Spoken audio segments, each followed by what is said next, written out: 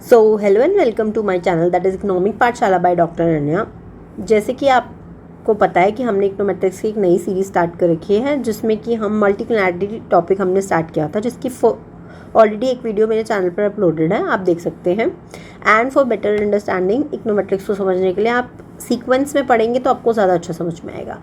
तो जो first video थी उसमें मैंने आपको बताया था कि मल्टीक्लिनैरिटी क्या होता है, मल्टीक्लिनैरिटी अक्कर कब होता है, उसके सोर्सेज क्या होते हैं एंड उससे क्या कॉन्सिक्वेंसेज होते हैं, राइट। इतना हम ऑलरेडी पढ़ चुके हैं। अब आज हम पढ़ने वाले हैं that what are the practical consequences of multicollinearity. यानी जो हमने कॉन्सिक्वेंसेज देखे उसको हम प्रैक्टिकली एक बार एक एग्जाम्पल से समझने की कोशिश करेंगे कि क्या होता है अगर मल्टीक्लिनैरिटी की प्रॉब्लम अक्कर होती है, right.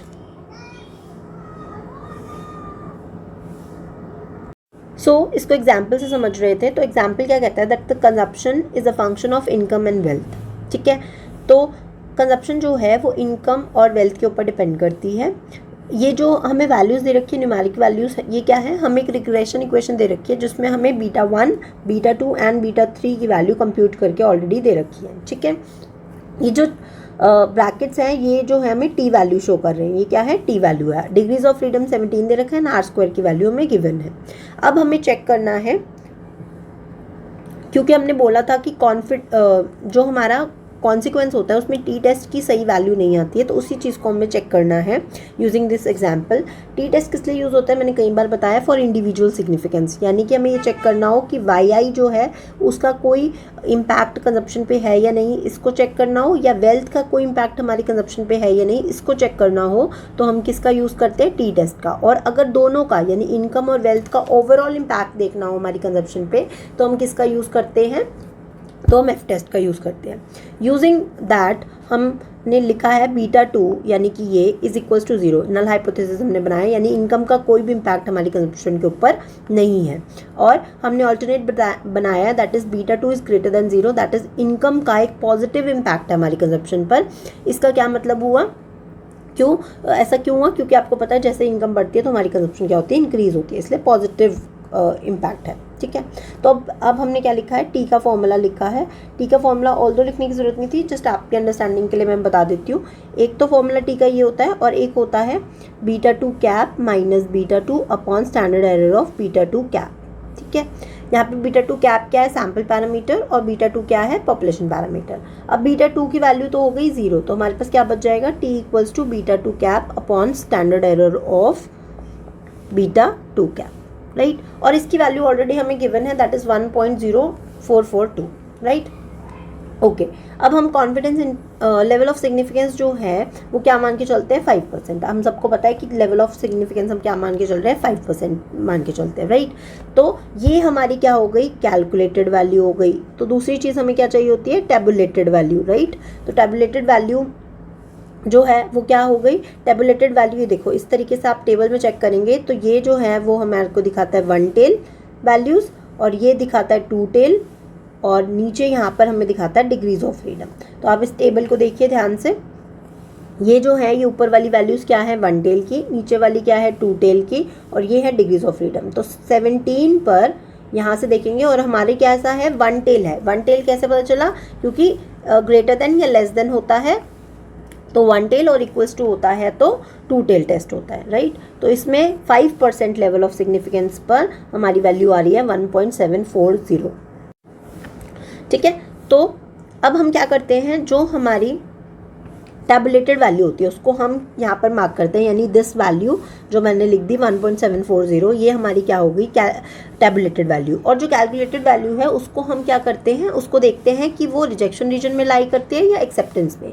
The right area to the right of the tabulated value is rejection region and the area left to it is acceptance region, और ये कहाँ लाई कर रही है, हमारी एक्सेप्टेंस रीजन में। सो यहाँ पर 1.0442, तो आपका क्या हो जाएगा, it come to be accepted. इसका मतलब हमने नल हाइपोथेसिस को एक्सेप्ट कर लिया, दैट इज़ इनकम का कोई भी इन्फ्लुएंस हमारी कंजप्शन के ऊपर नहीं है। यानी कि मल्टीक्लिनैरिटी का सबसे पहला चीज़ जो हमने बोला था कि टी टेस्ट पे इम्पैक्ट आता है, वो यही है कि इंडिविजुअल रिग्रेशन कोफिशिएंट का जो सिग्निफिकेंस है वो ख़त्म हो जाता है। और यही चीज़ हमने यहाँ पे प्रूव भी कर दी कि एक्चुअली में क्या आना चाहिए था, एक्चुअली में ये चीज़ रिजेक्ट होनी चाहिए थी, और हमें ये दिखाना चाहिए था कि इनकम जो है वो कंजप्शन के ऊपर पॉजिटिवली इम्पैक्ट करती है, जबकि हमारे रिजल्ट्स कुछ और शो कर रहे हैं, और ये किसकी वजह से हो रहा है, हमारा मल्टीप्लाइटी की प्रॉब्लम की वजह से। Second thing is wrong sign in the regression coefficient. तो आप देखेंगे कि इनकम और कंजप्शन का हमको पता है पॉजिटिव रिलेशनशिप होता है, that's why it is marked with positive, आप देख सकते हैं यहाँ पर, ठीक है। लेकिन वेल्थ और कंजप्शन का भी तो पॉजिटिव रिलेशनशिप होता है, वेल्थ बढ़ती है तो हमारी कंजप्शन भी इंक्रीज होती है, लेकिन यहाँ पे इन्होंने क्या लिखा हुआ है, नेगेटिव, ठीक है, जो कि क्या है, गलत रिलेशनशिप को शो कर रहा है, ठीक है। तो यहाँ से हमें पता चलता है इन दो चीज़ों से, wrong sign of the regression coefficient and individual regression coefficient significance को रिजेक्ट कर रहा है। तो इससे हमें चलता है कि हमारे मॉडल में किस चीज़ की प्रॉब्लम है, मल्टीकुलैरिटी की प्रॉब्लम है। सेकेंड थिंग, इसके बाद हम बात करते हैं हम एफ टेस्ट की। एफ टेस्ट का मैंने बताया था फॉर टू कंपेयर वेरिएंस, जो कि हम यहाँ पे यूज़ नहीं करते हैं, वो हम स्टैटिस्टिक्स में यूज़ करते हैं। और दूसरा रीज़न जिसके लिए हम यूज़ करते हैं that is overall regression. Overall regression के लिए हम नल हाइपोथेसिस क्या बनाते हैं कि जो भी हमारे पैरामीटर्स हैं, या फिर आर स्क्वायर जो है उसकी वैल्यू क्या है, 0 है, आर स्क्वायर की वैल्यू 0 है, या फिर β1 β2 एंड β3 इज इक्वल टू 0, यानी इनकम और वेल्थ का कोई भी इम्पैक्ट हमारी कंजप्शन के ऊपर नहीं है। और ऑल्टरनेट में हमने क्या लिखा है, at least one of the slope coefficient is not equal to 0, और आर स्क्वायर की वैल्यू क्या हो गई, ग्रेटर देन 0। ये हमेशा पॉजिटिवली स्लोप होता है। मैंने आपको शायद तब भी बताया था कि F test is always one sided, यानी वन टेल टेस्ट होगा, वो भी positively slope, that's why it will always be like this, हमेशा इस तरफ बनेगा, ठीक है। तो एफ का फॉर्मूला आपको दे रखा है, R square upon k minus 1 divided by 1 minus R square divided by n minus k, ठीक है। तो आर स्क्वायर की वैल्यू हमें यहाँ पे गिवन थी क्वेश्चन में, देखिए, ठीक है, ये 0.96, और हमें क्या पुट करना था, के क्या है, हमारे number of parameters that is 3 minus 1, और एन माइनस के क्या है, एन माइनस के होता है हमारा डिग्रीज ऑफ फ्रीडम। तो आपको एन यहाँ पे दे नहीं रखा है, तो सीधा हमने डिग्रीज ऑफ फ्रीडम ले ली, दैट इज 17, ठीक है। तो 20 माइनस 3 होगा, ऑब्वियसली n की वैल्यू 20 होगी, तभी क्या होगा, 17 आएगा, ठीक है। जब आप इसको सॉल्व करेंगे यूजिंग द कैलकुलेटर, तो आपके पास वैल्यू आएगी 224.37, ठीक है। और 5% लेवल ऑफ सिग्निफिकेंस पर हमारी जो टेबुलेटेड वैल्यू आ रही है वो है 3.59, ठीक है। एफ टेस्ट की टेबुलेटेड वैल्यू आ रही है। तो अब आप मेरे को ये बताओ, अगर आपको यहाँ पे नहीं समझ में आ रहा है, मैं यहाँ दिखा देती हूँ, ये हमारी कैलकुलेटेड वैल्यू है और टेबुलेटेड वैल्यू है 3.59। तो 3.59 और इस तरफ क्या होगा, रिजेक्शन रीजन। तो आप मुझे बताओ, अब आप मुझे बताओ कि 224.37 किस तरफ लाई करेगा, राइट साइड में, राइट। तो 224.37 यहाँ करेगा, तो it will comes in the rejection region. इसका मतलब अगर एफ कैलकुलेटेड वैल्यू ज़्यादा है टेबुलेटेड से, तो हम नल हाइपोथेसिस को रिजेक्ट कर देते हैं। इसका मतलब इनकम और वेल्थ का together, that is both income and wealth have a positive impact, or you can say income and wealth have a impact on the dependent variable that is consumption, ठीक है। लेकिन टी टेस्ट क्या कह रहा था, individually इनका कोई impact नहीं है, जबकि एफ टेस्ट कह रहा है कि ओवरऑल इम्पैक्ट है। तो ये क्या हो गया, ये गलत प्रूव हो रहा है, और ये किसी की वजह से हो रहा है, मल्टीप्लाइटी की वजह से हो रहा है। ये प्रैक्टिकल कॉन्सिक्वेंस समझना जरूरी था, दैट्स वाई मैंने एक बार आपको समझा दिया है। आई होप सबको समझ में आ गया होगा। अगर कुछ भी डाउट है तो आप नीचे कमेंट बॉक्स में लिख सकते हैं। I'll try to solve it in the next video, okay? इसके बाद जो आज का इम्पॉर्टेंट टॉपिक है हमें करना था, that is what are the detections of multicularity, that is how we can detect कि हमारे मॉडल में multicularity की प्रॉब्लम है। इसके कुछ ये 6 पॉइंटर्स हैं जो कि मैं आपको एक्सप्लेन करने वाली हूँ, ठीक है। अगर आप चाहते हैं तो आप इसका स्क्रीनशॉट यहाँ से ले सकते हैं, ठीक है। ये 6 पॉइंट्स है, मैं रोक देती हूँ वीडियो को और आप पोस्ट करके यहाँ पे इसको स्क्रीनशॉट ले लीजिएगा, ठीक है। तो अभी जो मैंने आपको ऊपर एग्जाम्पल करवाया of T test and F test, तो पहला जो डिटेक्शन मेथड है वो यही है कि आप टी टेस्ट निकालें, एफ टेस्ट निकालें, उससे आपको पता चल जाएगा। कैसे, देखिए, अगर आपकी आर स्क्वायर की वैल्यू काफ़ी हाई आ रही है, ठीक है, आर स्क्वायर की वैल्यू काफ़ी हाई है, जैसे कि हमारे केस में थी, दैट इज़ वो थी 0.96, ठीक है। आर स्क्वायर की वैल्यू काफ़ी हाई हो, लेकिन टी टेस्ट शो करे कि टी टेस्ट सिग्निफिकेंट ना हो, यानी कि वही दिखाए कि इंडिविजुअल सिग्निफिकेंस नहीं है, लेकिन एफ टेस्ट शो करे कि ओवरऑल सिग्निफिकेंस है। तो इस केस में आप समझ जाइएगा कि एक्चुअल प्रॉब्लम किसकी हो सकती है, मल्टीकुलैरिटी की प्रॉब्लम हो सकती है, ठीक है। तो ये 3 कंडीशन होनी चाहिए, आर स्क्वायर वैल्यू हाई हो, T test insignificant, T test insignificant आए, ठीक है, और एफ टेस्ट क्या आए, सिग्निफिकेंट आए, यानी एफ टेस्ट जो है वो प्रूव करे। तो इस बात से हमें समझ जाना चाहिए कि प्रॉब्लम किसकी है, मल्टीप्लाइटी की। Next is high pair wise correlation among explanatory variables. Pair wise correlation क्या होता है, पेयर वाइज कोरिलेशन होता है कि हम दो वेरिएबल्स हैं, से x2, x3, x4, ये टोटल 3 वेरिएबल्स हैं और y is a function of ये, इस तरीके से है आपके मॉडल में। तो अब आपको क्या करना है, आपको पेयर वाइज कोरिलेशन निकालना है, यानी x2 और x3 का कोरिलेशन निकालो, x3 x4 का निकालो और x2 एंड x4 का कोरिलेशन निकालो। एंड अगर ये कोरिलेशन x2 और x3 या जो भी पेयर्स आपने बनाए x3 x4 x2 x4, अगर इनमें से किसी की भी वैल्यू 0.9 से ज़्यादा आती है तो आप समझ जाइए कि आपके मॉडल में जो है किसकी प्रॉब्लम है, मल्टीप्लाइटी की प्रॉब्लम है। और ये सबसे प्रैक्टिकल है, practical in the sense of जब आप रिसर्च करेंगे तो सबसे ज़्यादा यूज़ होने वाली टेक्निक यही है जिससे हम पता लगाते हैं कि मल्टीप्लाइटी की प्रॉब्लम है या नहीं, ठीक है। Although this is a sufficient condition, but ज़रूरी नहीं है, क्योंकि कई बार पेयर वाइज कोरिलेशन लो होता है तब भी मल्टीप्लाइटी की प्रॉब्लम आ जाती है, बट मोस्टली हम इसी को यूज़ करते हैं। नेक्स्ट है पार्शियल कोरिलेशन। ऊपर अभी हमने पढ़ा था पेयर वाइज कोरिलेशन, पेयर मतलब हमने 2 वेरिएबल्स के पेयर बनाकर उनके बीच में कोरिलेशन चेक किया था, ठीक है, और अगर 0.9 से ज़्यादा आया था तो हमने कहा मल्टीप्लाइटी की प्रॉब्लम है।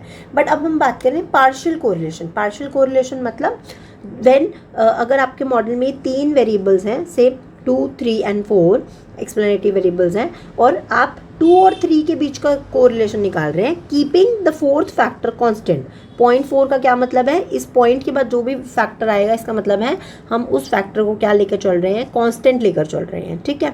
तो x2 और x3 के बीच में कोरिलेशन निकालो, x4 को कांस्टेंट रखो, और अगर ये वैल्यू 0.9 से ज़्यादा आए तो आप समझ जाइए कि आपके मॉडल में किसकी प्रॉब्लम है, मल्टीप्लाइटी की प्रॉब्लम है, ठीक है। ये भी एक डेफिनेट इंडिकेटर नहीं है, इससे और बेटर वे क्या है, वेरिएंस इन्फ्लेटिंग फैक्टर का।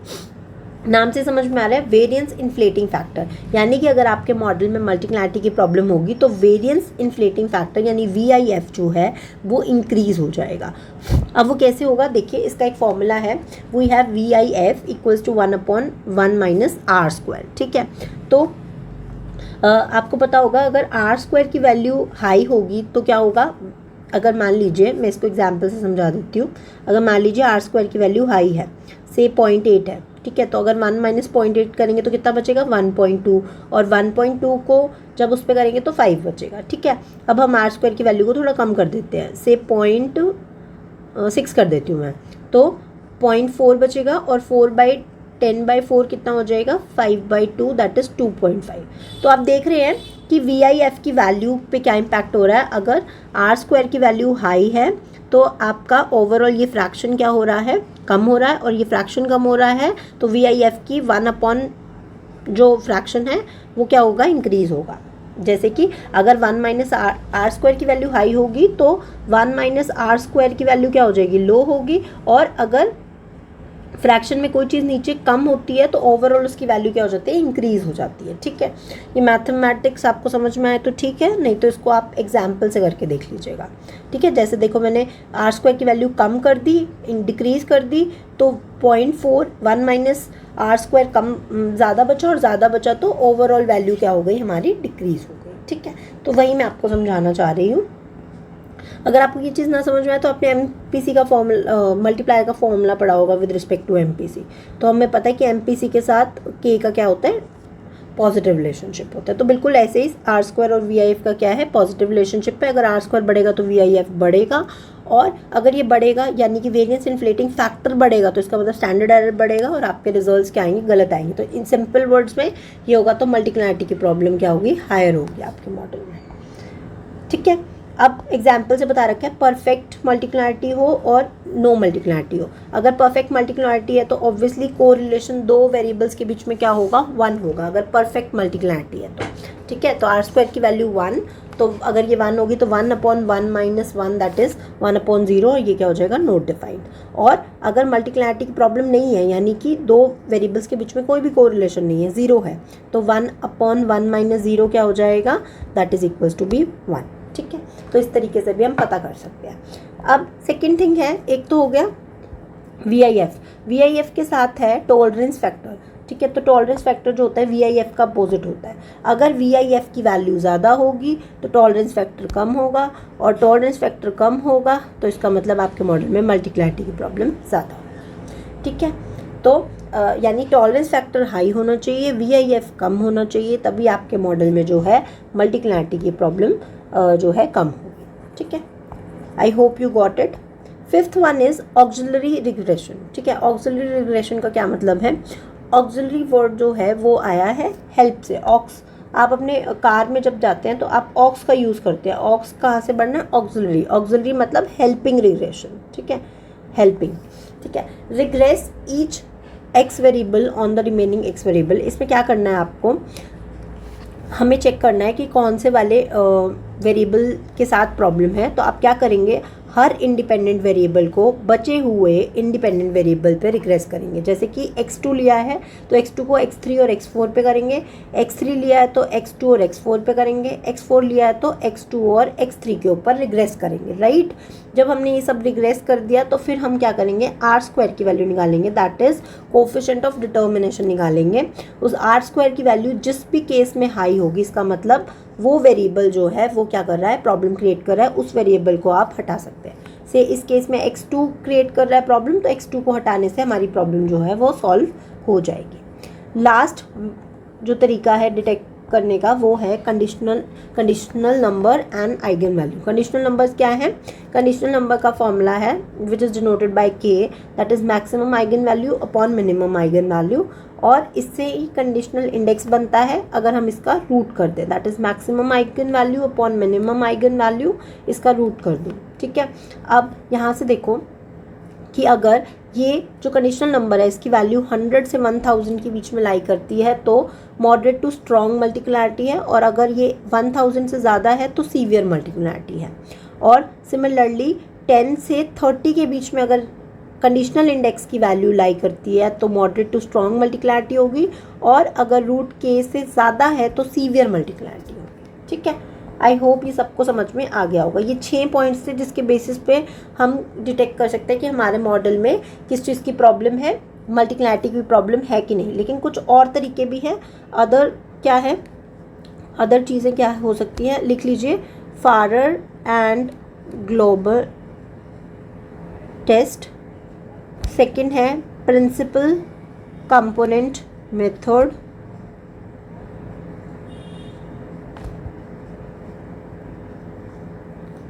नेक्स्ट है and other than this we have factor analysis and ridge regression. I hope आपको ये सब समझ में आ गया होगा। यूजीसी नेट में बेसिकली आपसे पूछ सकते हैं कि कौन कौन से ऐसे मेथड है डिटेक्शन के, तो इसमें ऐसे कोई फॉर्मल टेस्ट ज़्यादा नहीं है हमारे पास, तो ये सारे मेथड हैं जिसको आप बहुत इजीली पढ़ सकते हैं और समझ सकते हैं। आई होप आज की वीडियो आपको समझ में आई होगी। अगर कोई भी प्रॉब्लम है नीचे कमेंट बॉक्स में लिखिए। Till then, thank you.